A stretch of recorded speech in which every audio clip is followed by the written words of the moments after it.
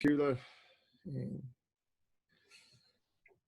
the Living Organization Framework was created so leaders of organizations could achieve the number one thing that they are responsible for, the creation of results that give you the outcomes you need to ensure that your organization is thriving, successful, growing. The Living Organization Framework has two parts to it. The first part is that of a living being. A living being, if we think about it, has certain attributes. We can think of them as a set of personalities. They have a maturity age, a style of speech, a way of interacting. They have certain social styles. They tend to be extroverted or introverted, or they may have some masculine energy or feminine energy. The thing about looking at an organization as a living being allows us to apply these same attributes to various levels of the organization. So at first we have a person who has a personality. Well, people get together and they form teams. And the team itself will have a unique personality different than other teams. The same is true as teams form together and create departments. Each department in your organization will have its own personality characteristics, and so forth on throughout your whole organization, to the business unit and to the organization as a whole. The important thing to understand is living beings create outcomes in a very special way. And that brings us to part two of the ARC framework and how results are created. They're created by the flow of energy from the people to produce a good and service.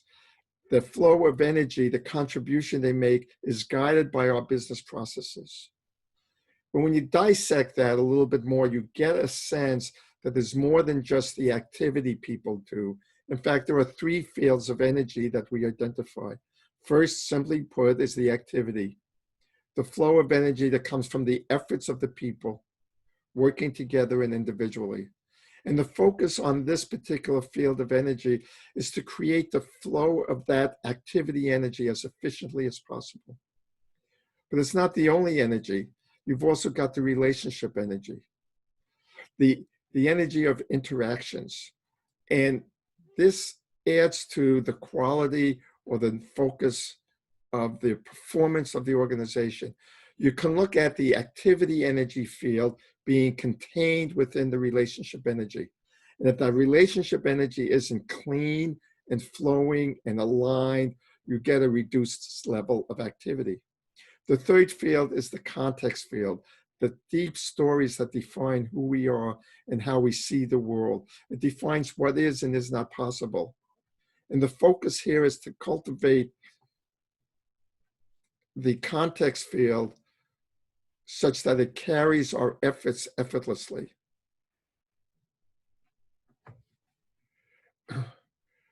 And as you can see, the activity lies within the relationship field, which lies within the context field. And if you think about it as literally fields of energy, like magnetic fields, the outer energy, the container energy, the context field energy is what will govern and drive the other two fields. So it's sort of like a magnetic field. And as you move or adjust or shift the patterns of the magnetic field, the energy, the behaviors, the relationships, the activity that happens within it will change accordingly. Because of this relationship, we've defined that the context field has the most impact on the outcomes you create. Relationship is second, and activity is the least significant, and yet it's where we focus most of our attention. When you think about creating results, if you think about what's supporting you, what's restraining you or getting you in your way, a typical force field analysis, and you understand that you've got all three fields. If you only look at the activity field, which is the dominant field we think about when we think about leading an organization, our processes, our activity, the flow of things through the organization, you're ignoring some really impactful forces, which are the relationship and the context field. So shifting the paradigm from the old to the new is really a matter of going from an activity-based, activity-leading model to a context-leading model. And this allows us to look at the four key domains of your organization, of leadership, of people, of process, and of customers and suppliers. And we can do a much more detailed, much more granular understanding of your organization by looking at all of the forces impacting the key domains of what makes you successful. Think about your leadership style this way. In business, when you think about how to move forward, you typically think about it very analytically, as if you're dealing with a machine. What are we doing? How do we do it? What's the flow? Where do we go from here? And then logically, you present that to your organization and say, this is what we need to do, go do it. Well, now imagine doing that with your family at home. You wouldn't treat your family that way. Leading the living organization is a shift in how we think about, how we lead, what's important, how we relate, and how we motivate and stimulate the behaviors we want. And it's done fundamentally different, primarily through context. So we're shifting the focus from leading the machine, which is plan, organize, lead, and control. And the leader is the heroic director, the strategist, the one who defines and programs the machine, to a different orientation where you're leading the living organization by setting this field, this powerful field of context, and letting that energy field guide the direction of the organization. So you don't have to tell them what to do. They'll know what to do. And you develop the people so you create the capacity because you're developing their capabilities and maturity. And you're building community, not just teams and departments, but a sense of community where everybody is supporting each other. And then you're in service to internal, to your organization, talking about the old concept of turning the pyramid upside down, where your role is to support the rest of the organization, and your organization is in service to the community it serves. To enable you as a leader to be able to shift to this way of leading, you need some new skills.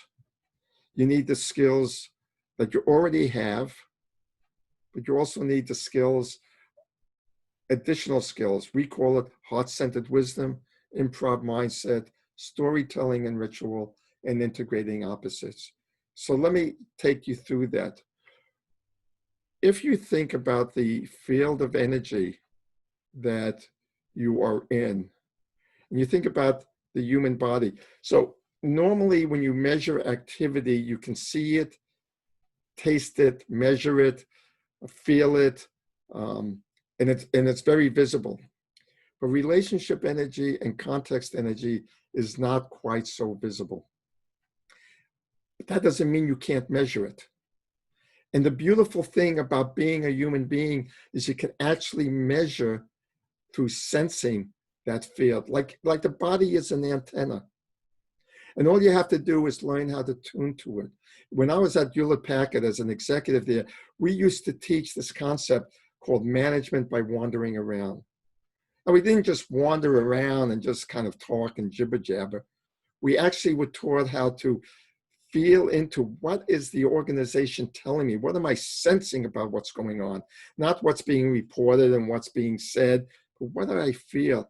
We were taught how to tune our bodies to feel the energy of the organization, which were great leading indicators to what the results were going to be.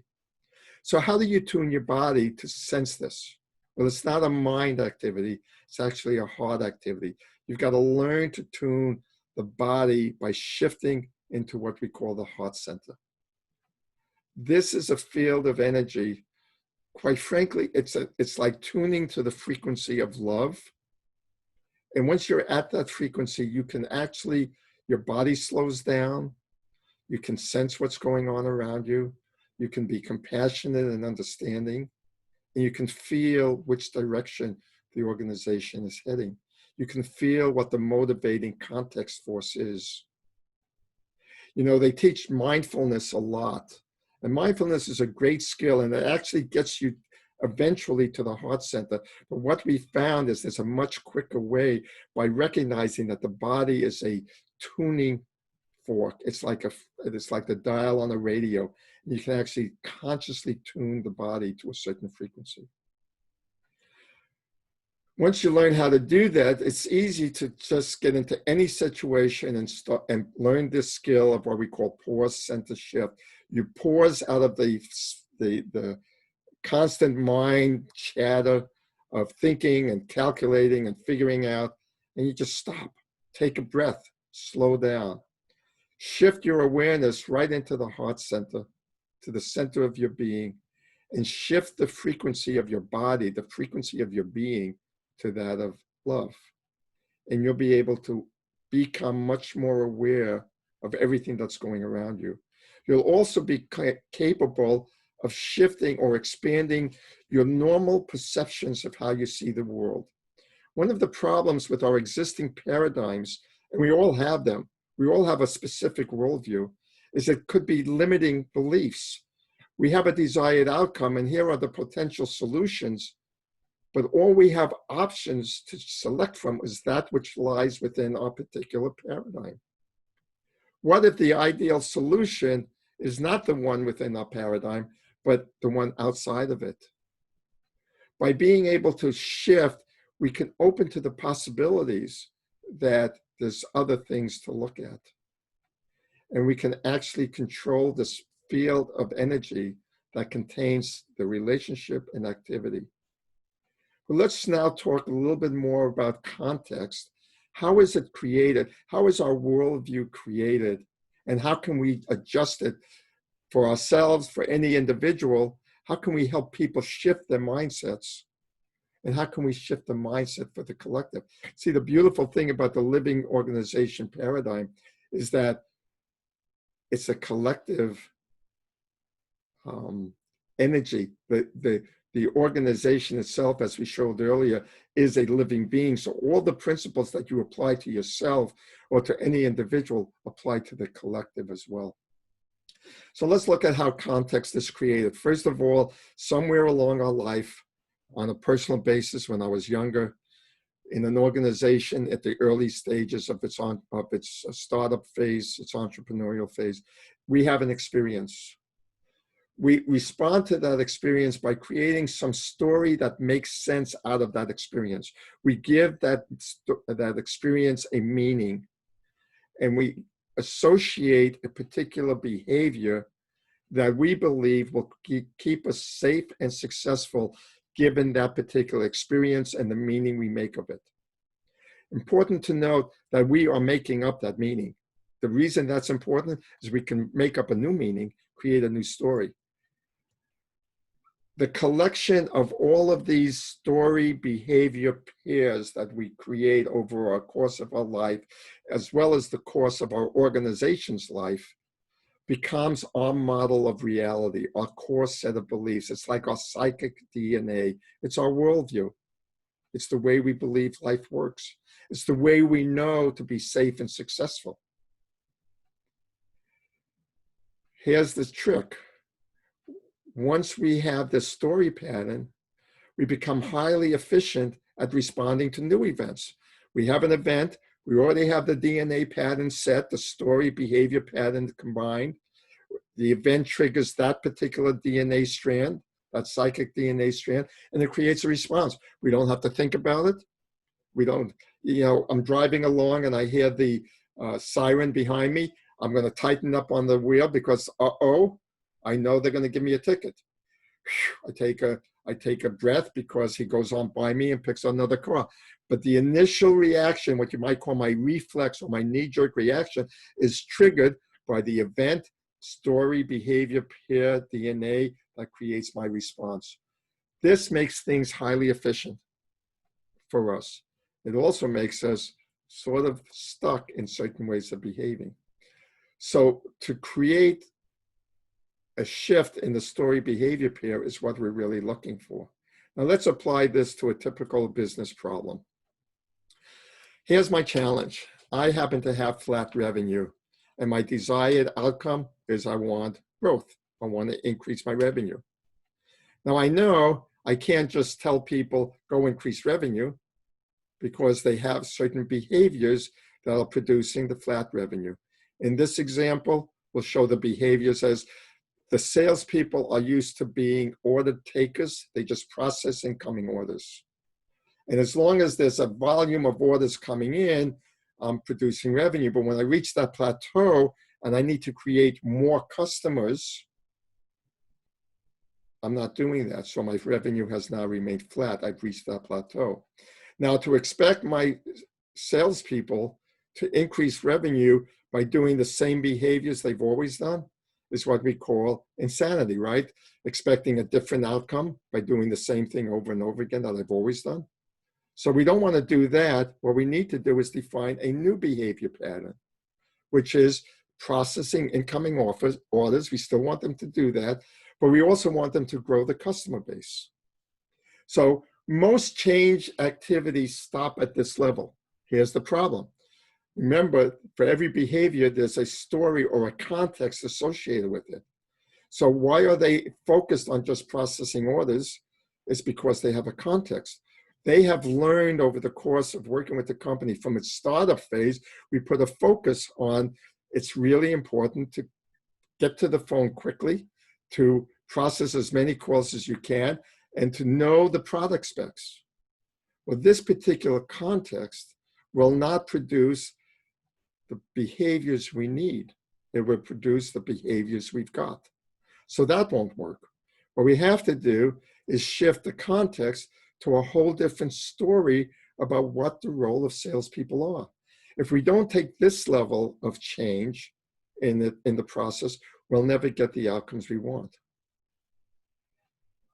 This is the fundamental path of how we can get from the outcome we have to the outcome we want by recognizing that context creates behaviors and behaviors create outcomes.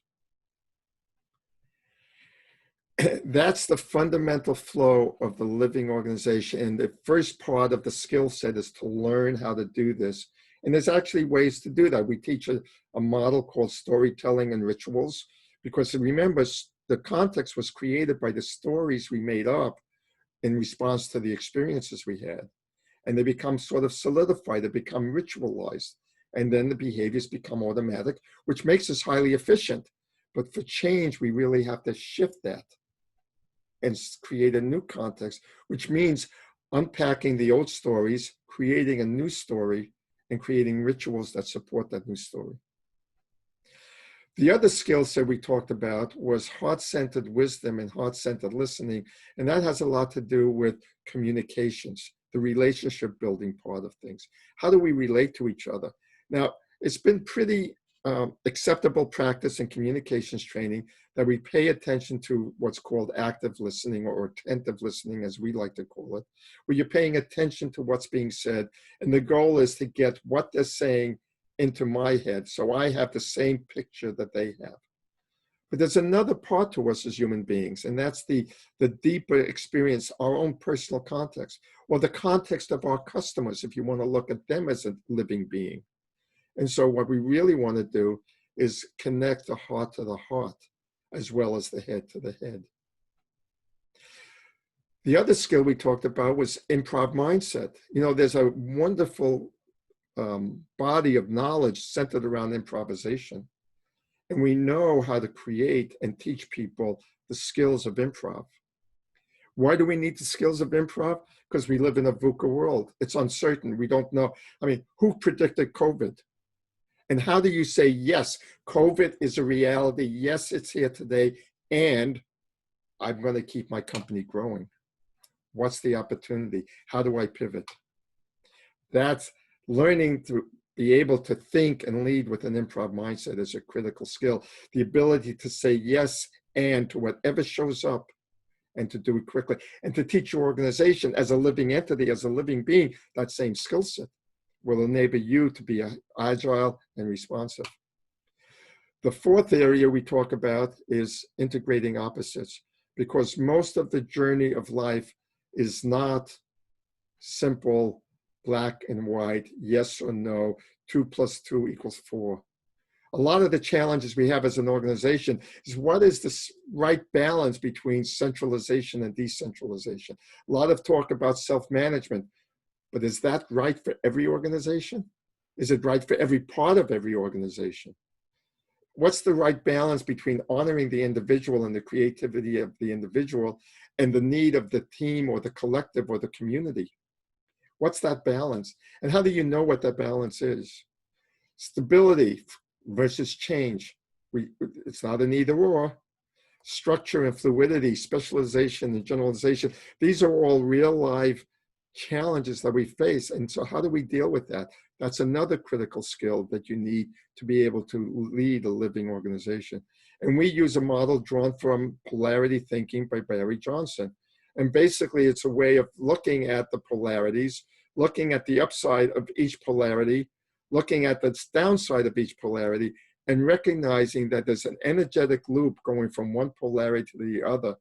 And so we can actually find a way to balance and find that and condition that gives us the best of both and minimizes the negative of each. This is the notion of the living organization. These are some of the insights into the skills we learn, and we help teach organization leaders so they can be more effective.